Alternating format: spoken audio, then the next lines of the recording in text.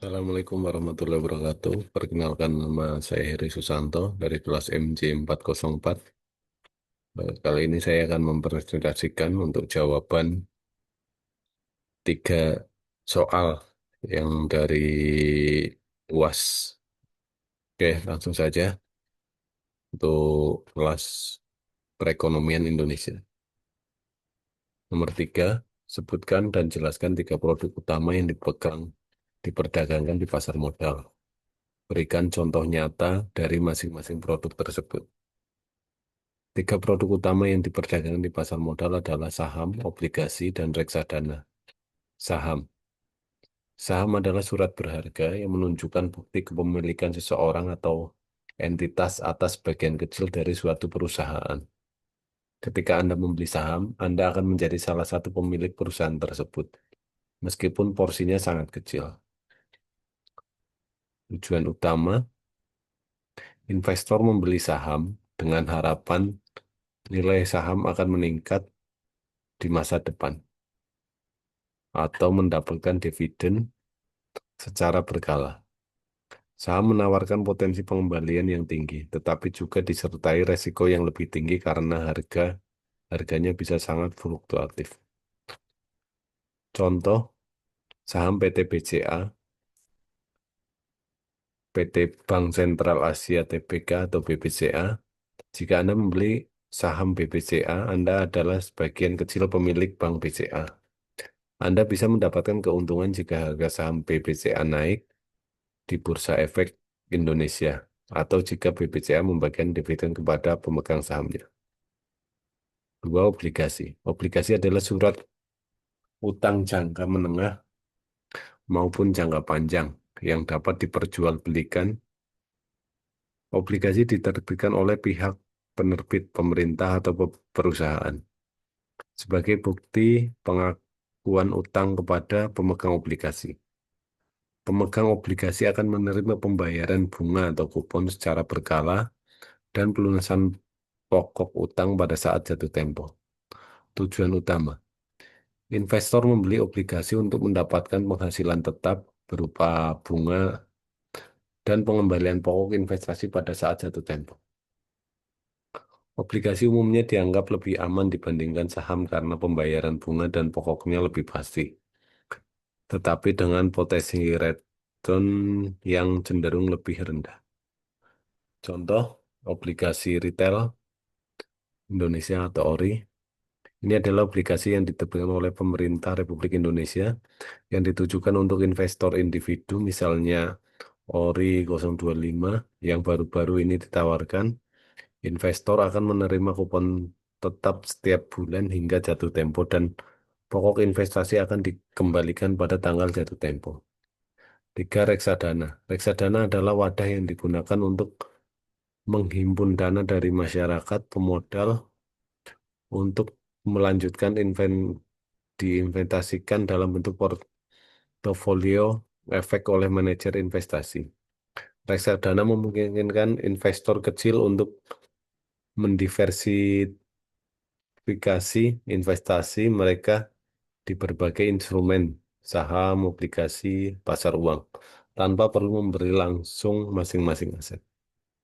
Tujuan utama reksadana bertujuan untuk memudahkan investor yang tidak memiliki waktu, pengetahuan, atau modal besar untuk berinvestasi. Dana mereka dikelola secara langsung oleh secara profesional oleh MI. Ada berbagai jenis reksadana, saham, pendapatan tetap, pasar uang, campuran, yang disesuaikan dengan profil risiko investor. Oke, lanjut. Contoh, reksadana saham mandiri, investasi atraktif syariah. Ini adalah jenis reksadana saham yang dana investornya mayoritas akan diinvestasikan pada saham-saham. Dua, soal nomor 4. Jelaskan hubungan antar Bursa Efek Jakarta BEJ dan Bursa Efek Surabaya BES dan Bank Indonesia dalam konteks pasar modal. Bursa Efek Jakarta dan Bursa Efek Surabaya sekarang menjadi Bursa Efek Indonesia atau BEI.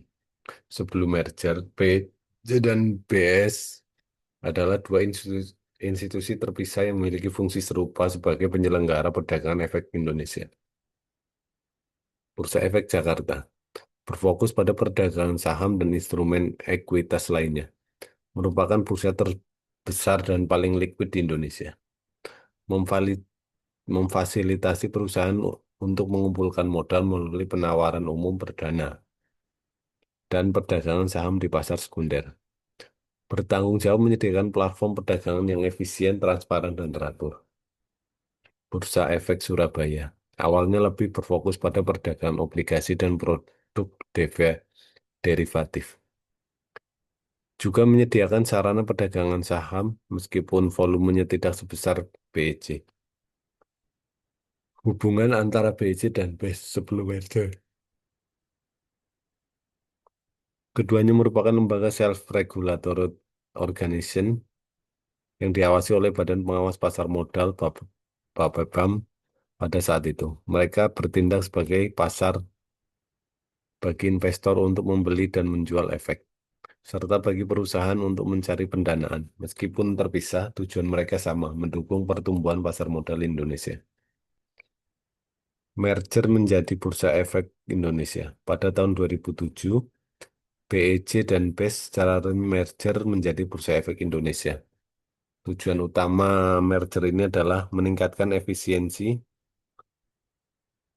meningkatkan likuiditas, pengembangan pasar yang terintegrasi, penguatan daya saing. Bank Indonesia. Bank Indonesia adalah Bank Sentral Republik Indonesia. Meskipun peran utamanya adalah menjaga stabilitas moneter, BI juga memiliki peran tidak langsung dan sangat penting dalam konteks pasar modal melalui fungsi-fungsi berikut. Penjaga stabilitas sistem keuangan sebagai kebijakan moneter, pengawasan sistem pembayaran, penyedia likuiditas, regulator terkait keuangan. Hubungan antara BI dan Bank Indonesia. Satu, stabilitas makro dan mikro. Dua, koordinasi kebijakan. Tiga, dampak kebijakan. Empat, infrastruktur keuangan. Terus nomor 5, soal untuk yang ketiga. Jelaskan strategi apa yang sudah diterapkan di negara Indonesia untuk meningkatkan ketahanan pangan. Untuk meningkatkan ketahanan pangan, salah satunya peningkatan produksi pangan domestik. Strategi ini berfokus pada peningkatan kapasitas produksi pertanian dalam negeri untuk mengurangi ketergantungan pada impor. Ini dilakukan melalui intensifikasi pertanian, peningkatan produktivitas lahan yang sudah ada melalui penggunaan benih unggul, pupuk berimbang, pestisida yang tepat, serta mekanisasi modernisasi pertanian. Ekstensifikasi pertanian, pembukaan lahan pertanian baru terutama di luar Jawa seperti program Food Estate di Kalimantan Tengah, Sumatera Utara, dan Papua. Pengembangan irigasi dan infrastruktur pertanian, membangun dan merehabilitasi jaringan irigasi, jalan tani, serta fasilitas penyimpanan pasca panen untuk mendukung produksi dan distribusi yang efisien.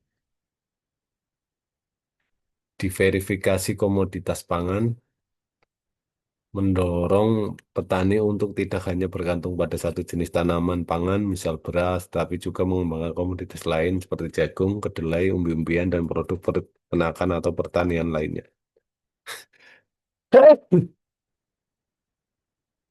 Dua, penguatan sistem dan distribusi dan stabilitas harga pangan. Yang pertama, penguatan cadangan pangan pemerintah. Dua, pengembangan lumbung pangan masyarakat. Tiga, stabilisasi harga. Empat, penguatan infrastruktur logistik.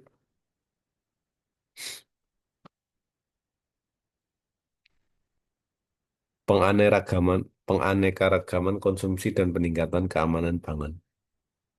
Yang pertama, edukasi gizi dan diversifikasi konsumsi.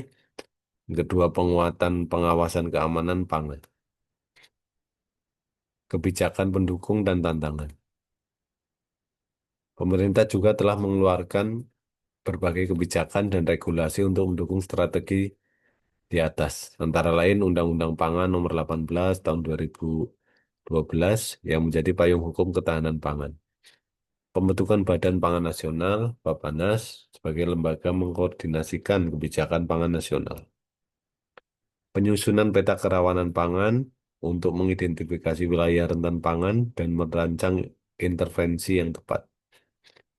Pemberian insentif bagi petani, akses permodalan melalui KUR, kredit usaha rakyat, dan pendampingan teknis. Untuk tantangan besar dalam mencapai ketahanan pangan yang optimal, seperti perubahan iklim yang menyebabkan banjir dan kekeringan, konversi lahan pertanian ke non-pertanian, fragmentasi lahan kepemilikan petani, ketergantungan pada impor untuk beberapa komoditas seperti gandum dan kedelai, efisiensi rantai pasok. Demikian dari saya. Terima kasih. Assalamualaikum warahmatullahi wabarakatuh.